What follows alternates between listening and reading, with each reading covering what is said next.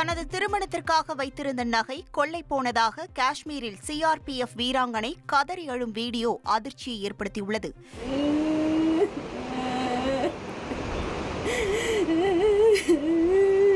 எல்லா விதத்திலையும் ட்ரை பண்ணி பார்த்துட்டு யாரும் எனக்கு ஹெல்ப் பண்ற மாதிரி இல்லையே.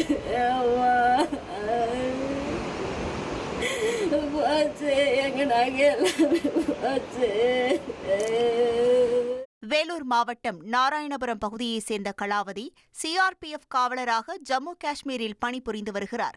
கடந்த 24ஆம் தேதி இவரது வீட்டில் பெற்றோர் இல்லாத சமயத்தில் 22 சவரன் நகை கொள்ளை போனதாகவும் இதுகுறித்து புகார் அளித்தும் போலீஸ் எந்த நடவடிக்கையும் எடுக்கவில்லை என குமுறியுள்ளார். 6 மணி எங்க அப்பா ஆடு மேய்ச்சிட்டு வந்து பார்க்கும்போது ஒரு நகையும் கூட இல்லைன்னு சொல்லிட்டு எங்க அப்பாவும் எங்க அம்மாவும் அது ஓடாது. எங்க அண்ணன் வேலைக்கு போயிட்டு ரிட்டர்ன் வந்து பார்க்கும்போது அவங்க அழுதுட்டு இருந்தது பார்த்து கேட்டுட்டு போலீஸ் ஸ்டேஷன்ல போய் கம்ப்ளைண்ட் கொடுத்தா ஜூன் மாதம் 24ஆம் தேதி நைட்டு எஃப்ஐஆர் காப்பி கூட போடாம 28ஆம் தேதி தான் எஃப்ஐஆர் காப்பி போட்டு கொடுத்தாங்க. நான் எல்லா விதத்துலையும் ட்ரை பண்ணி பார்த்துட்டேன்.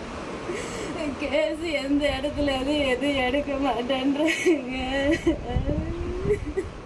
தோளில் தேசிய கொடியை ஏந்தியபடி சீருடையில் இருக்கும் பெண்ணை நீதிக்காக இணையத்தில் கெஞ்ச வைக்கும் நிலைக்கு அரசு தள்ளிவிட்டதாக முன்னாள் பாஜக மாநில தலைவர் அண்ணாமலை சாடியுள்ளார். உங்கள் தந்தி ஒன் தொலைக்காட்சியில் அண்ணாமலை தினமும் மதியம் 12 மணிக்கு காணத் தவறாதீர்கள்.